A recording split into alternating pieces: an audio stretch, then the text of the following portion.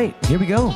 I'm with Tim Macy, Realtor extraordinaire. Well, I'm glad you brought that up because we have a networking event. Sporadically. Jade Flores and we need to get better on the schedule. And you had like 9,000 people that showed up. I heard. It was like I think it was probably a little less than 200 or something, which was pretty good. Yeah. And we stopped marketing it because we had way more RSVPs than we did room for people. So we gotta stop, right? And every time somebody would RSVP, I'd be like, Jay, another person RSVP'd. I don't know what to do. Yeah. But it was funny. I was at the networking event, and people were like, so what do you do? Yeah. And I don't automatically say I'm a realtor. Yeah. Right? Smart. I don't. Well, not smart because people need to know that I buy and sell houses, and that's what I do, and that's how I make my living.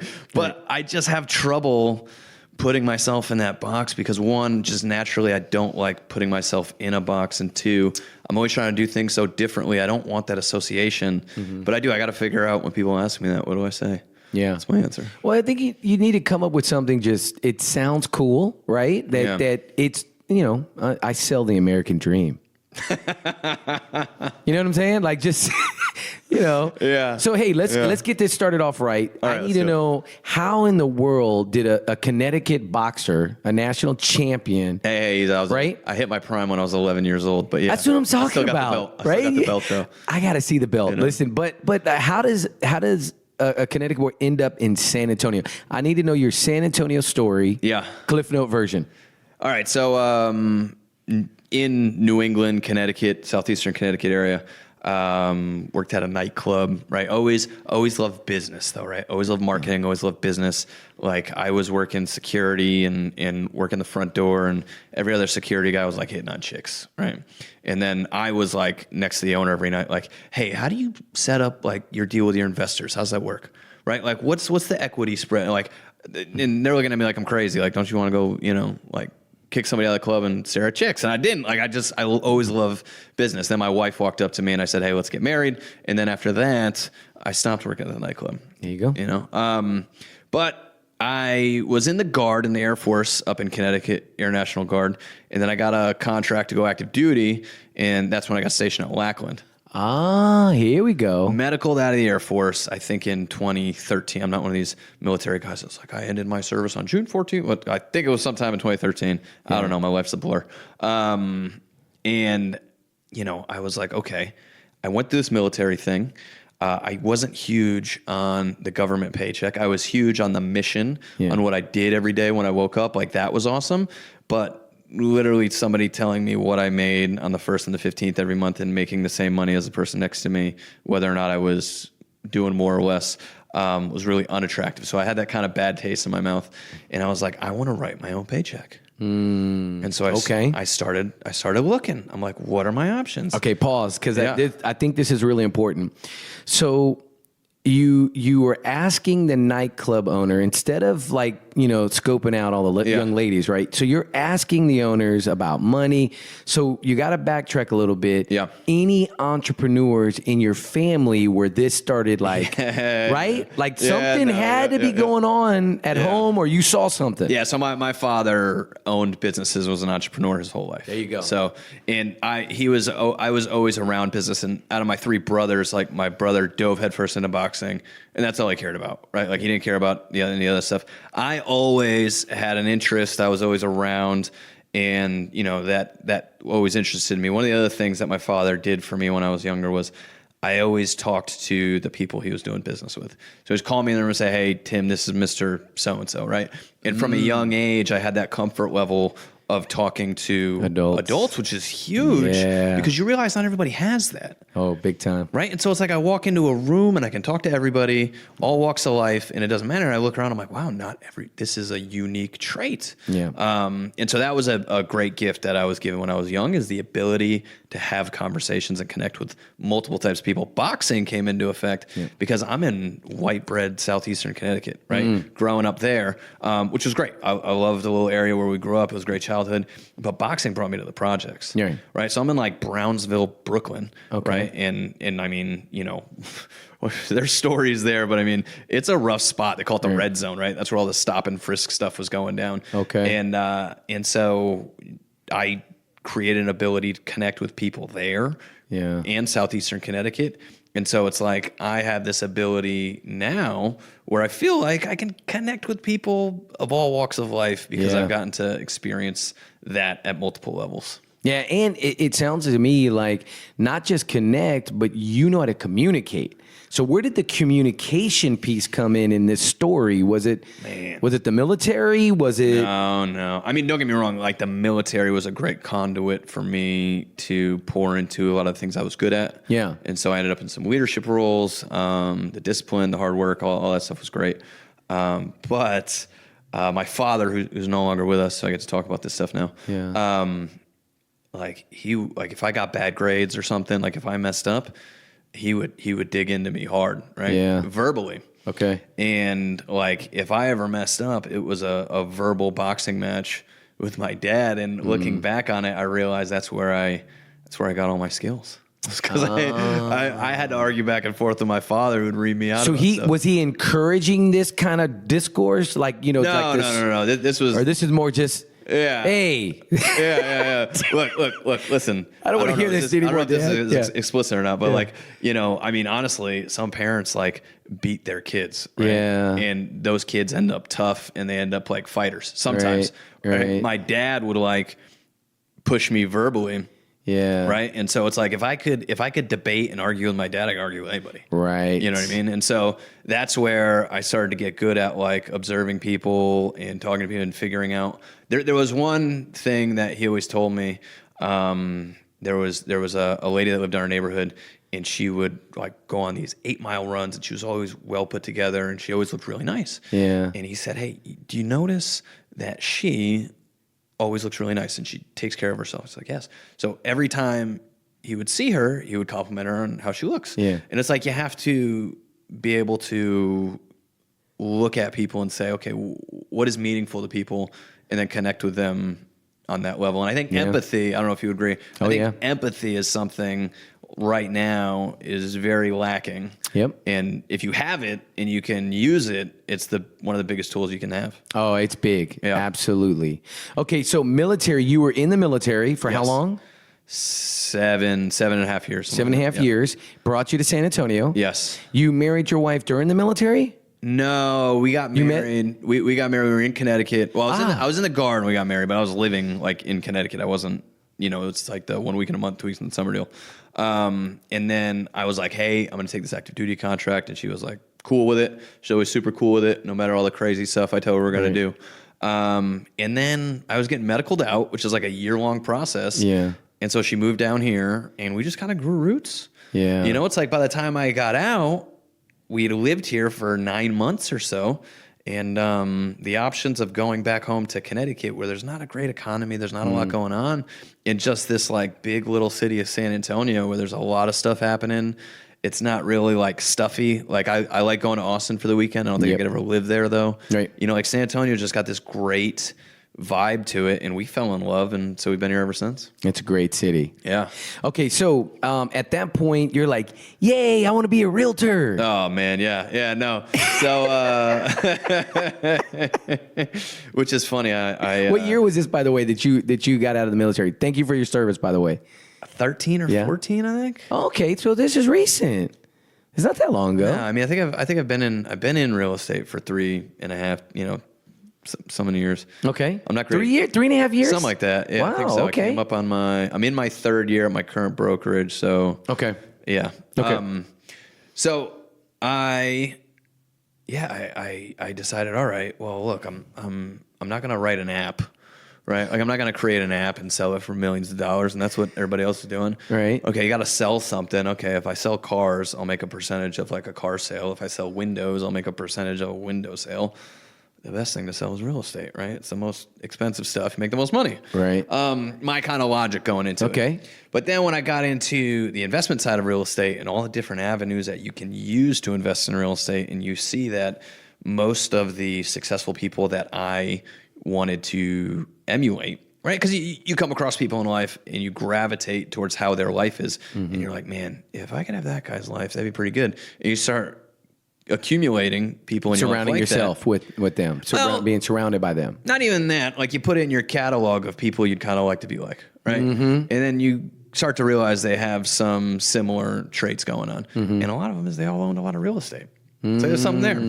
And so I dove into the investment side of real estate because, as you know, not living in San Antonio, it's not like I could get on the phone and call my friends and family and say, hey, do you know anybody that needs to buy or sell a house? I know nobody. Yeah. No family, no friends, no nothing, right? Just my wife and I, and we're making friends, whatever. But like I had no sphere of influence to work off of. And so the people who didn't care whether they knew me were investors. Okay.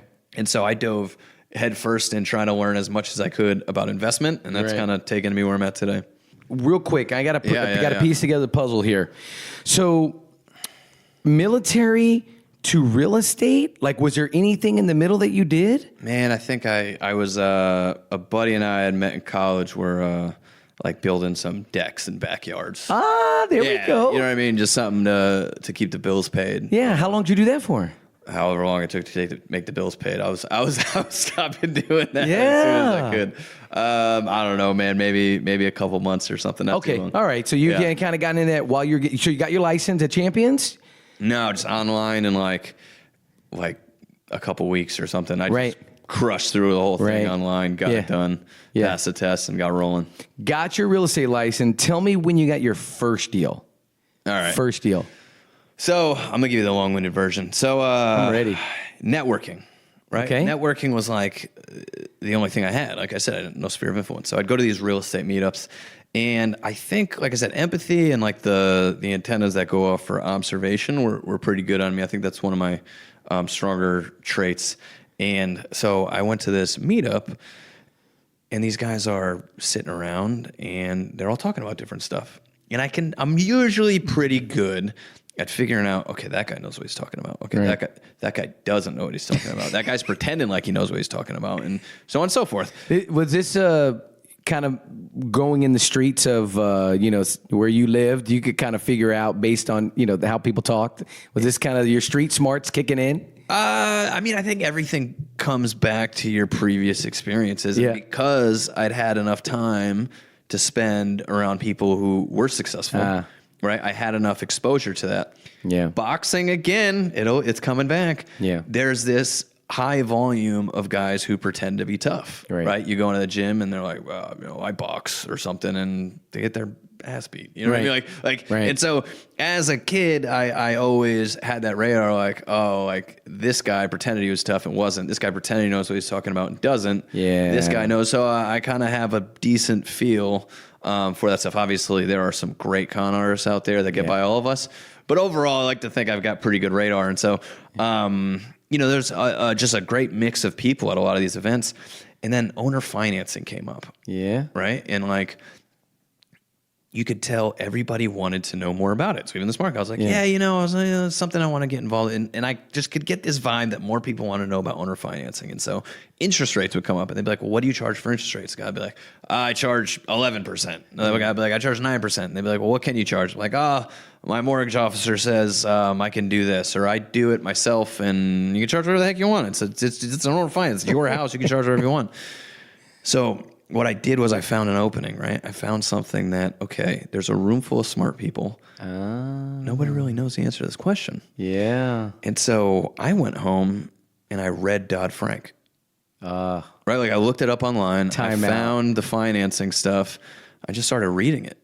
You do. I mean, this is like a massive document. Yeah, it's ridiculous. I mean, don't get me wrong, I didn't read the whole thing. Right. But the fact that you even found it and perused it. Yeah. So I found it, and I mean, look, if you peruse it for a while, you'll find in there. It says it's funny. I haven't perused it in a while, so I'm going back off my memory here. But it was like, it was right in there. It was like if somebody originates more than 3 loans a year, the maximum you could charge without being usury, right? Which I had to look that word up too. Right. Me too. Right. Is 6.5% over the prime rate. Right. And so it's right there. It's in Dodd-Frank. And so I go back the next month. Yeah. A bunch of guys around. They're all talking. Owner finance comes up. Interest rates come up. And then I'm like, well, actually, according to Dodd-Frank, you can only charge 6.5% over the prime rate, or else they consider it usury. Yeah. And then all of a sudden, okay, that guy knows what he's talking about. Right. So I went out, I networked, and I learned That's the biggest thing, right? I learned. I wasn't out here saying, look, I'm an expert in real estate. No. I learned as many things as I could. Right. That way I could have conversations with people about real things. Right. And when you can do that, you build a rapport. When you actually know what you're talking about, not you say you know what you're talking about, when you actually know what you're talking about. And then, relationships started happening. So this guy that flips a lot of houses in town, and he was like, hey, you find me a deal, I'll give you $1,000. Right. Boom. That was the first thing I did. Yeah. Before I got my license, so I was still in the thing, and I was still just like hunting for stuff. And some guy that went to a meetup was like, my buddy needs to sell a house. You sound like you know what you're talking about, because I read Dodd-Frank. Right. And so he brings me the deal. I'm like, hey, I think it's a deal. So I call my guy. My guy comes over. I was like, hey, it's a deal. He gave us each $1,000. He bought the thing. And then by the time he got done, I had gotten my license. And so then I listed it for him. Oh, snap. So that's how I kind of got my first one. Yeah, that's awesome. Yeah, and then just, just learning as much as I could, and really being careful, like making sure that if I was talking about something, I knew what I was talking about. Yeah. I wasn't going to talk about stuff I didn't know I was talking about. But if I learned enough, I had plenty to talk about. Right. And I could help. And then recently, this is very recent, because, we've worked with investors for the last 2 years almost exclusively. Okay. And that's been most of the business starting out. And then I took over a couple canceled, a couple expired listings.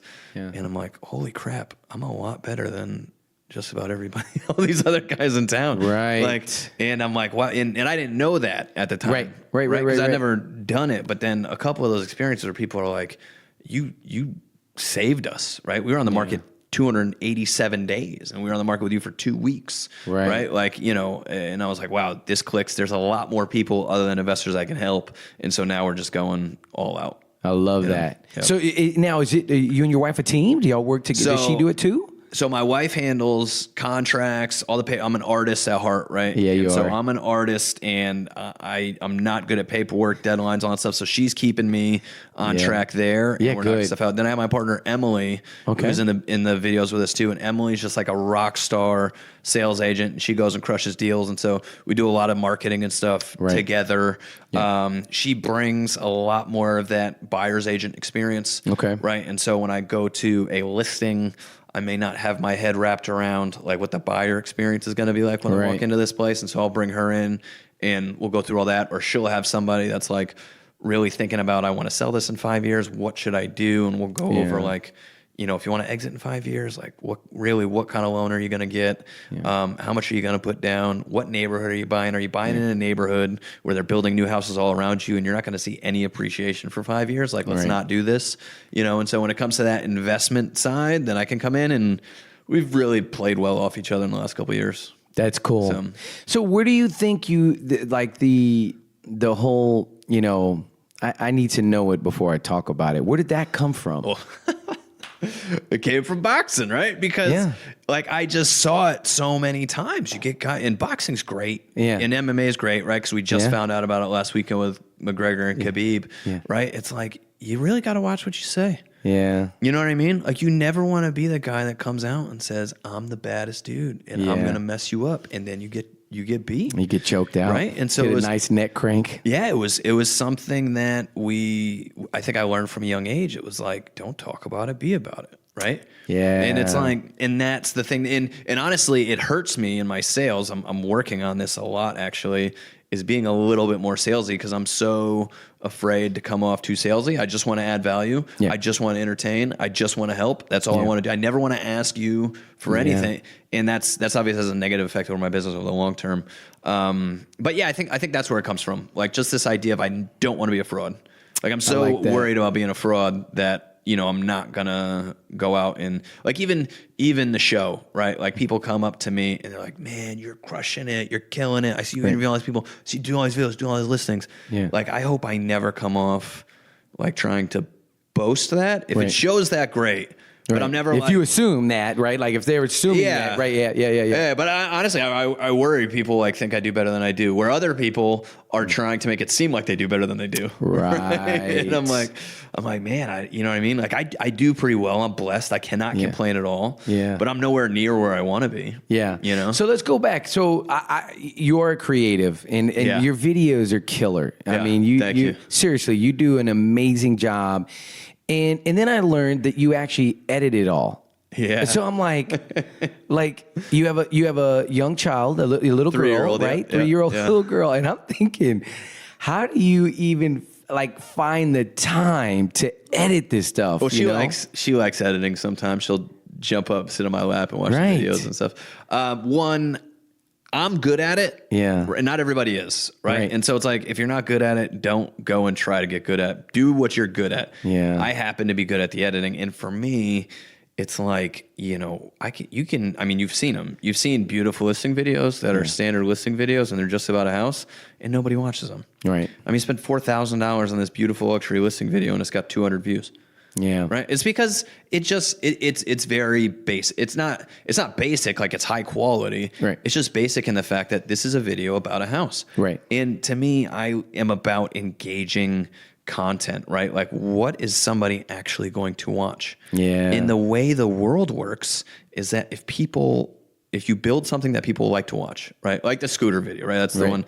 Like if I'm, you know, people may watch that have no interest in the house. They may not even be in San Antonio. But the fact is, if more people watch it, more people comment on it, more people like it, more people that are possibly interested in the house in San Antonio are going to see it. That's true. You know what I mean? And so it's like, okay, you know, why are you making these videos about you? They should be about the house. Well, because if they're about the house, nobody's going to watch them. Yeah. And my goal is to get more exposure for the property. And if you don't get more exposure for the property, then I mean, what are you doing? Then it doesn't matter. So, Yeah. but again, I want to know about your first video. Because look, this. I think people that they're gonna look at you and they're just gonna be like, well, he's got someone that does it for him. He's got a team, right? He's got this or he's got that, and they're just gonna assume what they assume, right? Yeah. And but it. Success takes time. Success is a process, right? It's a journey. Yeah. I would imagine your first video sucked. So this is a good example of why you shouldn't try to do what I do. Right. Because my first video was when I was in high school. Okay, all right. So in this, you'll be like, okay, because a lot of people are like, oh, you're kind of copying so and so, or you're copying so and so, and I'm like, this is the way I've been doing videos for a while. Right. And so the Thanksgiving football game was this huge thing, ridiculous old rivalry with Westerly, Rhode Island. I was in Stonington, Connecticut. And so I managed to get into our whatever room there and steal the mascot, the bear mascot, and proceeded to run all around downtown Westerly before this game, right? And I went to the high school where the football was practicing because I didn't play sport. Like I grew up boxing and I played baseball, but I wasn't like a sports guy. And so I wasn't on the football team, but instead I just go antagonize the other football team with the bear costume on, right? And we made a video out of it, right? It's kind of like me running around town on a scooter. Right. I was running around town in high school with the bear costume on, trying to annoy people in the competing town. And so, I've just been making wacky stuff like this for a while. But quality wise, it probably, compared to what you do today. Oh, no, yeah. Like this was probably yeah. But it goes back to, right, we have our RETV Facebook group where we have 3,500 people and it's just about real estate videos. Okay. And the question always comes up. It's like, what kind of camera did you use? Yeah. Right? What this, what that. And look, that's important, but that video may not have been as good when I first made it, but the reason it was good was because I was running around in a bear costume around the opposing team's town. Yeah. Right? Like the content matters. The content. Not the camera. Content. And so if you can make good content, you can do it on your phone. True. Right? And if you make good content on your phone and people like it and it starts doing something, okay, then go get a nice camera. Right. But if you feel like you need to get the nice camera and the big production in order to do the content, you're never going to I agree 100%. 100%. So that's what I would say. Don't worry about how bad it is. If you're good and you're being personable, I mean, look, honestly, some of the million view viral videos are just Facebook Lives. Yeah. Yeah. Like the girl with the Chewbacca mask. Right. Do you remember that? Yeah. I mean, come on. Really. The Chewbacca mask was just... And so if you're getting started, all right, let's get tactical. Yeah. If you're getting started and you want to do more videos, okay, do live. Yeah. The reason I say that is because people have an automatic lowering of standards for quality. True. They don't expect it to be good because it's live. And so you get comfortable on camera doing Facebook Live.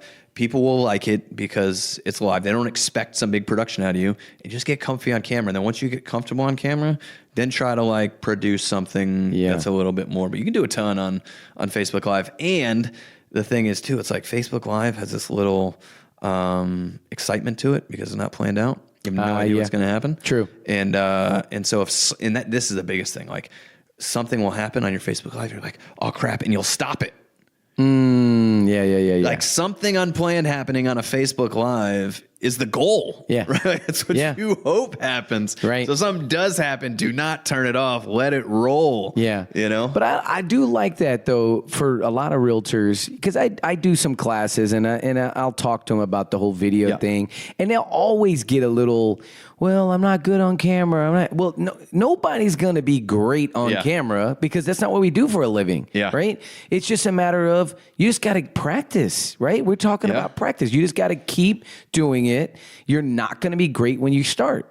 Now, the other thing too your editing wasn't great when you started. Oh, no, I mean, it's like anything else, like working out. I mean, honestly, and I've only just kind of gotten back to it in the last, 9 months to a year. Really? Because I was trying to outsource it, right? Okay. I was trying to outsource. So you'll see some of our videos where I didn't edit, but I literally just do either like 50 different versions with the person. Like, no, you got to change it. And that was just getting tiring. So like, in order for me to like it, I have to edit it. I feel you. But now that I've been doing them a while, I mean, I just did the one on the barbershop, and I mean, that one didn't take that long.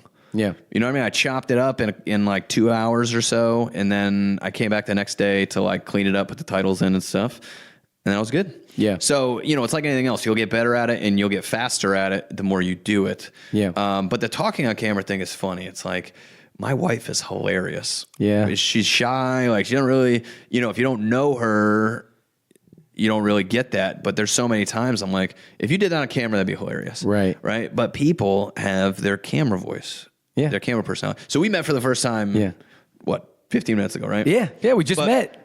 Yeah. You already knew me. Yeah, of course. Right? Like, you don't feel like you have to get to know me that much because you've seen all my videos. Yep. And the thing is, when you can be authentic and real on video and treat the camera like it's a normal person. Yep. Right? And just be the way you are on camera as you are in person. One, your stuff comes out better. But two, you unlock the power of video. Yeah. Because the power of video is like, I have a prospect for a listing. Okay. And I'm like, hey, love to talk to you more about listing your house. Here's my YouTube channel. Check me out. Right? Now, if they message me back after they see my videos, I know they like me. I don't have to show up to an appointment and build rapport.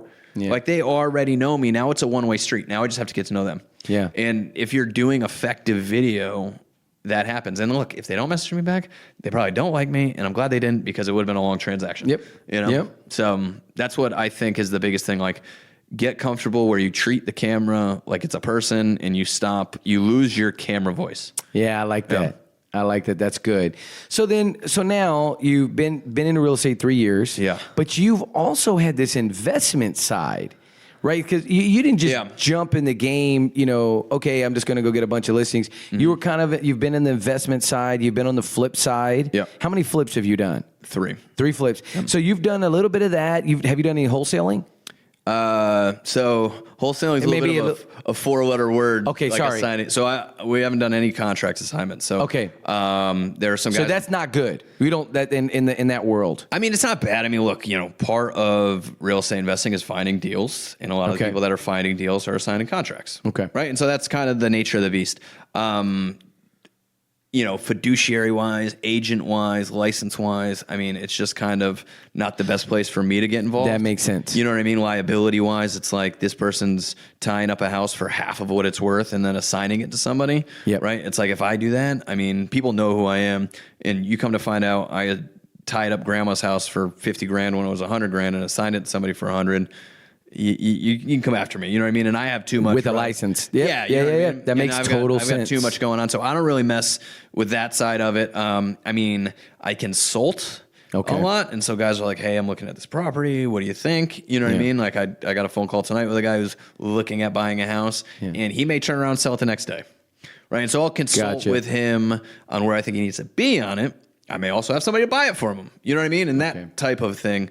And that, honestly, that was a decision I had to make because I realized that I didn't enjoy buying things. And this is not a knock on wholesalers. Yeah. Right? Because there's a lot of the market that they're feeling a need for. Like there are title issues that real estate agents aren't going to clear up. Yeah. There are things that need to get done to help a person out that a real estate agent can't do. Yeah. Right. And that wholesalers do. There's a lot of other people that are just tying up a house for half of what it's worth and convincing somebody it's worth half of what it's worth and then assigning their house for more money. Right. And so it's like, I have trouble, that didn't get me excited waking up every morning, going out and doing that. Right. What did get me excited every morning was, helping investors sell properties, right? Yeah. Helping buyers buy properties. And that was just an avenue that I felt more comfortable in. And so that's where I ended up just kind of going all in on that. And plus it's a numbers game. It's not as emotional. There's so many more facets to it. Like there's something new every day. Like it never gets old. Yeah, that's true. And so, it's just, there's a lot more to it. And it's just kind of been, it's like when the money's coming in, you got to figure out where it's coming in and try to do more of it. And that's kind of where it started for me. Got it. So the goal, what you look at, okay, what you've been able to accomplish up until now, 3 years in the business. Yeah. So what do you want to do? What do the next 3 years look like? Man, I think if I had to boil it down to 2 words, it's freedom and impact. Oh, I like it. Right. So it's like, how can I set up a business where I can do whatever I want? And look, it's easier for me than it is most because I don't like to do much. I'm not into cars. I don't like big fancy stuff. Yeah. Right. And so I can have a very low cost of living and I need to build cash flow and assets that are going to cover that. Right. Which means I can pretty much do whatever the heck I want. And then impact, right? Like, how much of an impact can I make, whether it's with the families that we help, buying and selling and doing a better job and hopefully guiding them in a good direction, or whether it's, with agents, helping them build their businesses, or, maybe it's going to be digging water wells in Africa. Like I don't know what that impact's going to be. I just know that if I build my business the right way, it should allow me more freedom in the ability to make more of an impact. To have a big impact. Yeah. So networking, you started this networking group. Tell me about that. What's it called? When do y'all meet? Yeah, so Investments and Refreshments. Jade Flores and I. Jade's with Longhorn Investments. They do hard money loans. Okay. And again, you work in the business and you see people that you think are professional and do a great job. And she's been one of those. And so I saw that interview, by the way. Oh yeah, that was a good cool. one. That was a good one. Yep. Yeah. And so you go to these networking events and there's always like a pitch. Yeah. Right? It's like, oh, we're going to teach you about this, and then we're going to try to get you to sign up for a $20,000 course. $399. Right? There's always something. And, we wanted something. And the thing is, though, like after the pitch is up, you usually talk to other people, and that's the best part. Right? The best part of those events is when the actual networking is happening. So we said, look, what if we have an event where it's just that? Like there is no pitch. Don't get me wrong. Like halfway through, I get up and I'll say, "Hey, thanks for coming out. Give me a call if you want me to sell your house." Jade's hard money lender. Like there's a little pitch in there. Like the fact we're doing the event, and we've gotten some sponsors and stuff. But overall, it's literally just go out to a place like it was at Bar Louie, right? Which was a place you may want to go to anyways. Yep. But it's a lot better when you go and it's a room full of real estate people because it's going to be pretty easy to find people to talk to. Yeah. And so it's just networking. There's no pitch. There's no cult feel of I'm with the group and you're not. It's just very open. And, if you've never done a deal and you're trying to figure out where to start, it's a good place to go. If you're doing lots of deals and you're looking for more, it's a good place to go. So, just a pitch-free networking event. I like that. That's cool. Make sure that I get an invite to the next one. I want to go. I think you got an invite to the last one. I don't think so, man. Yeah? No, man. I'm feeling left out, Tim. Feeling left out. No I want to invest too, man. Yeah? Yeah. So what's your story with investment? None. Other than my wife and I own a school. We own Spanish Grove Academy. Okay. We bought the building in the school in 2015. Yeah. And run that business. And man, it's been a massive learning experience. But diversification like no other, right? Yeah. Like childcare is needed, but this is not your ordinary childcare. Yeah. This is Spanish immersion pre-K. Like my son went there. He's in the other room. He's bilingual. Yeah. So we saw it as an opportunity that we couldn't pass up. I mean, it's primo, right on Wilderness Oak property. I think this is intriguing, right? Because you had an opportunity, took advantage of it, it's going well for you, and it's a positive in your life, right? I feel like people are always looking for those opportunities, but they're not really looking for what it takes to be able to get that opportunity to take advantage of it. So what are the things that like you think set you up to even have that opportunity open up for you and be able to take advantage of it? I think having another business already, knowing that we have one business that's successful, and typically I think if you can have a business that's already successful, your risk bone, that bone in your body that says, hey, it's okay to take a risk, right? Yeah. Well, for me, I was a teacher for 11 years. Most people don't know that, and so risk was not in my vocabulary. Like I was just like, I want a paycheck. I want to show up and go home, and I want to have all my summers off to go play basketball. I mean, it was like the greatest gig ever, right? Yeah. Thanksgiving off to December, Christmas. Man. Stability. I mean, it was stability like no other. But when we built Luxury Home Magazine, that risk bone, it showed up, right? We took that risk, it got stronger, and then I remember sitting in Vita Mia, or breakfast spot for my wife and I in Stone Oak, shout out. And she told me the school was for sale. And I said, we need to buy it. And she goes, why? And I said, it's an amazing opportunity. It's an opportunity of a lifetime, like a property like that comes up. So I think it was, knowing that we had taken a risk before and we had made something out of it.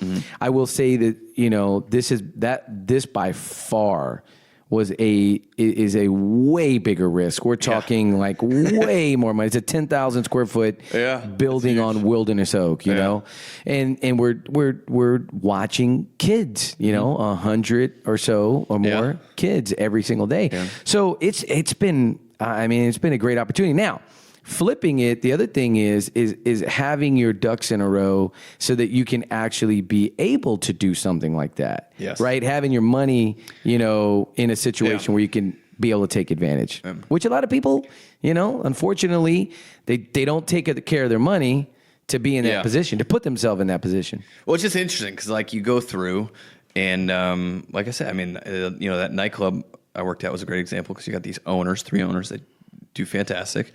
And you got people that work there, right? And, it's like the people that work there want to own the place. And when you're working there, well, at least when I was working there as a 20, 21-year-old kid, I couldn't comprehend where the leap was, right? And the leap for me, honestly, and I think more so now, and it's going to continue to do it, is adding free value. Working for free. Like the guy one of the owners who I'd sit out there every night with and poke and prod at him for all different types of stuff. He's like, you guys, everybody wants to be me, but they don't understand. I work for free for 3-4 years. That's a good point. And it's I'm doing these videos, right? And so somebody messages how much those businesses pay you to do that video? They didn't pay me anything. Yeah. Are you kidding me? They didn't pay me anything. And they're like, you should be monetizing your video. And I'm like, what? You don't get it. You don't get it. Yeah, you don't get it. And it's and I was talking to TM3Impact today, and she's doing the same thing. She's building an actual marketing company with her real estate company. Okay. But she's not taking any clients, she's just using the market company to build a real estate company. And it's I keep doing these videos for free. I keep doing this stuff. At some point, somebody may come out and be like, hey, I need to start paying you. I need to, you know what I mean? Right. And then these opportunities start happening because I've done all this stuff for free. Right. And then, all of a sudden you do this stuff for free, you add value, and then people are begging you for the opportunity to work with you instead of the other way around. I go to these network events. You know how many social media experts are at these things? Yeah. Trying to get you to for let them $2.99. Right. And it's dude, it's just a completely different thing. And I don't know if it was always like this, but with social media and the way it is now, it's you got to put in the work for free. Yeah, so I think about that. That's a good point. So what I would say to that is when I started Luxury Home Magazine, I didn't make any money I mean, it was probably a good 6 to 8 months. Yeah, I like that reflection right? look, like, though. Yeah, like I literally had about the grind right there. You know what I mean? Like, and so, for most people, if you went 6 to 8 months and you didn't make any money, right now, realtors, usually there's a year to, some realtors, I didn't make any money for a year or whatever. Yeah. But literally, like nothing came in. Like I was preparing, getting ready, and then selling, and then we didn't print till August. Yeah. So all that setup between that point and then August when we printed our first magazine, it was literally just getting ready and working for, because you weren't making any money at that time. Yeah. The interesting thing is I have people come up to me about speaking. Yeah. Because I love to speak. I love to add value. I look at it as adding value. If when I go and when people ask me, my thing is not to go in to impress anybody, right? Like there's nothing that I'm going to say that's going to impress anybody. My goal is to add value to you and share something that could help you, right? Yeah. And impact, right? And so, man, I can't tell you how many times I've spoke for free. Like I've spoke for free a lot, right? And then there comes a point where I've literally had people say, what will it take?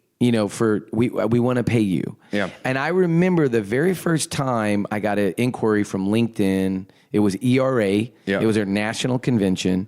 And they said, we want you to do a webinar. How much will you charge us for a webinar? We've seen what you're doing. This was like 4 years ago, right? And then you're like, And I'm like, a webinar? You start messaging some other guys. Hey, I saw you do webinars. How much do you charge for this? How much? Trying to figure out. I had no idea how to respond. So I literally go $20,000. I said $499, and she goes, "Okay, great. Go ahead and schedule it for next week, and we'll send you a check." Yeah. So I was like, "Crap! I guess I didn't charge enough." Yeah. That's my first thought, right? So then what happens is I do that. They love the webinar. There's all these ERA agents that are on it. They invited me to their national convention. Yeah. And she's like, "Okay, we want you to speak for 3 hours. And what do you charge?" Yeah. And so actually it was 4 hours. They said they had a 4 hour time, block. And I said, I have no idea. Like I didn't know. So fast forward, I'm in the Bernie Chamber office. I'm sitting there. I was at an event. The lady calls me. She's like, I need an invoice. Like, I need to know what you charge. So I literally have the phone in my hand and I said, I charge $1,000 an hour. And I'm just waiting waiting. She goes, okay, great, $4,000. I'll have half the check sent to you in the next 2 weeks. Yeah. And I jumped out of the chair. I ran around the corner, ran in, and I'm pumping my fist, and everybody's looking at me like I'm a weirdo. And that was kind of the beginning where I knew it. Now, the thing is, here's the thing. These are what everybody that's listening, here's what you need to understand. $1,000 an hour, you may think is crazy. You may think to speak for $1,000 in 1 hour. People have no idea. But what they don't realize is, what have I been doing for the last 25 years to learn and grow and get to the point where I could speak for an hour? Yeah, right. Like that's what it's worth. But that's the thing. People want the $1,000 an hour, and they think there's some push button thing. Like I can figure. Oh, how's he do it? Okay, and then I can do it. They want the push button answer to $1,000 an hour. They don't want the 25 years. No, and it's funny. So I do the 5 a.m. call every morning, right? Yeah. So 5 a.m. There's probably like 50 of us on a phone call, and it's 5 minutes. I talk about something for 5 minutes. Yeah. Now, thankfully, I've got 2 other guys that do it with me, so I'm not talking every morning about something new at 5 a.m. But people ask me all the time, they're like, what's up with the 5 a.m. thing? Right. Like, why do you, like, it's cool. I call in every morning. Yeah. I love it. It's great. Yeah. Why the heck are you doing it? Right. And so, my big thing would be this. It's like, I don't care. Like, it's the process and the short-term outcomes will lead to the big outcome, right? So if I'm doing something and people like it and they enjoy it, I'm going to keep doing it. I don't care if it makes me money. Right. Because it's building brand equity. It's building this thing that I kind of knew was there. Now I'm seeing it a lot more. Yeah. But you're building this following, you're building this thing, and I know it's worth something. Yep. And I'm not dipping into that cookie jar yet. Yeah. Right. Like I refuse to dip into the cookie jar. I'm not selling. I'm not doing it. I'm just building value, building value. And then at some point, maybe a couple years from now, I'll be able to dive into that cookie jar and somebody will be able to call me and I'll be able to say, $1,000 an hour. Well, but basically they're going to bring the cookie jar to you and say, what do you want? Right? Like they're going to ask you what you want, to bring value.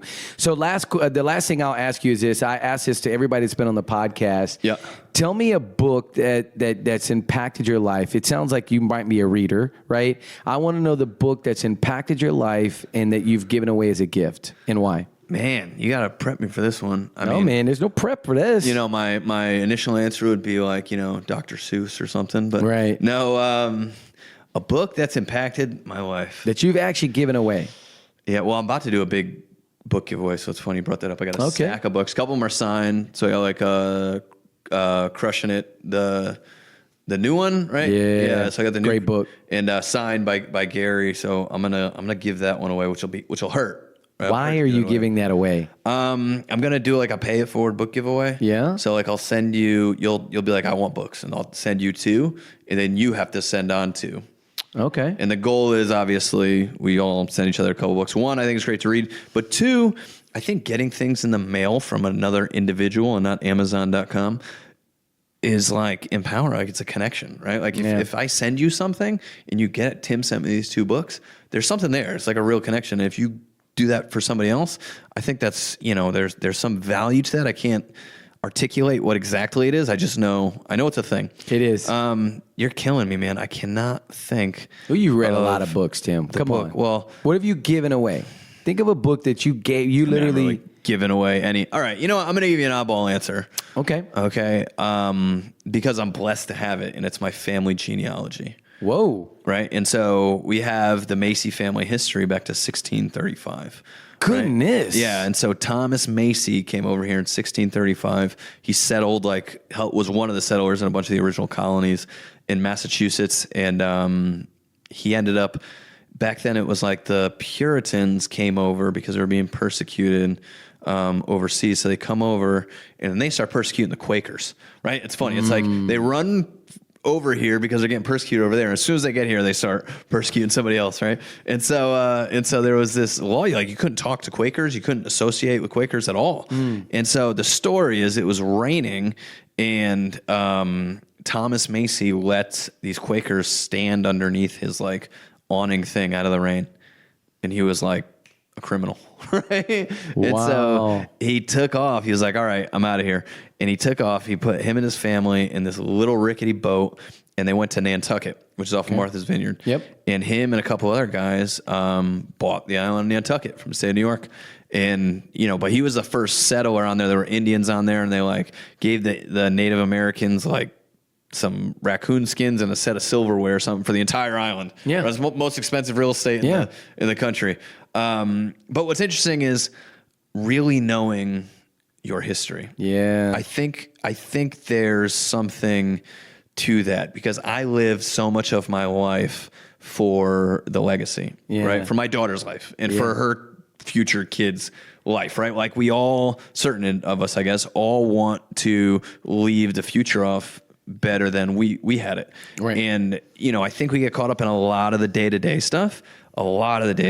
And, if a deal falls out and I don't make as much money as I should, and, I got to pay healthcare for my kid and stuff, like all these really first world problems, if you really dive into your history, right, and see the ridiculous amount of opportunity we have in today's world and what it took to get there, because 1 generation ago, completely different world. Completely. Right? Yeah. If we're not taking advantage of that, I don't know what to tell you. Yeah. Like if you can figure out something to complain about in 2018, like I don't know what to tell you. You know what I mean? Yeah, I can imagine. We'll probably need to hang out more because like legacy is a big word. Yeah. I remember at 28, literally just bawling. Like just bawling in my bed. I didn't have kids at the time. Yeah. But just sobbing, and my wife is like, "What's wrong?" And I was a teacher, had a great job, and I couldn't pay bills. Like I couldn't make regular payments to anything. Yeah. And I was just so discouraged. And I literally kept thinking about what is my legacy gonna be if I can't even pay basic bills? Yeah. And I'm with you. But the thing that I get so caught up on is the today stuff. It's like, 20 years ago, 30 years ago, if you're a kid in school and they're telling you, you can do whatever you put your mind to, like, you don't understand, a while ago, they were full of crap. Yeah. Right? Like, kid growing up in the hood, whatever, like, he was not going to go to Yale. And he just wasn't. Yeah. Right? But we live in 2018. Yeah. We're about to be in 2019. Literally anybody has a cell phone. Everybody has access to this thing called the internet. Yep. Anybody can sell anything. Anybody can pitch their idea to the entire world in the snap of a finger. Yeah. Right? And it's like, I don't think, Ali and I do not want to be I do not want to be a guy complaining about the young people. Right. But it's like, I don't think people understand the gigantic opportunity. And the reason I don't understand it is because there's a lot of that risk bone. Yeah. And there's a lot of that hard work. There's a lot of that 25 years of working your butt off before you get the $1,000 an hour. There's a lot of that, but there is none of the things that used to stop you from ultimate success. There is no, That friction is gone. Yeah, that friction is gone, man. It's true. It's just like, I can literally make stupid videos and reach a bunch of people and be able to connect with more people. And it's just tools that were incomprehensible, in my father's time. Yeah.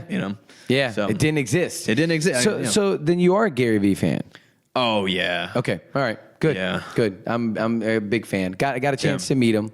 Yeah. Got a chance. I went to Beverly Hills and it was pretty cool. It was short and sweet. It was a handshake, high five. The whole bro hug and everything. Same thing though. Exactly how he is and all that stuff, right? You don't feel nervous around Gary Vee. Yeah.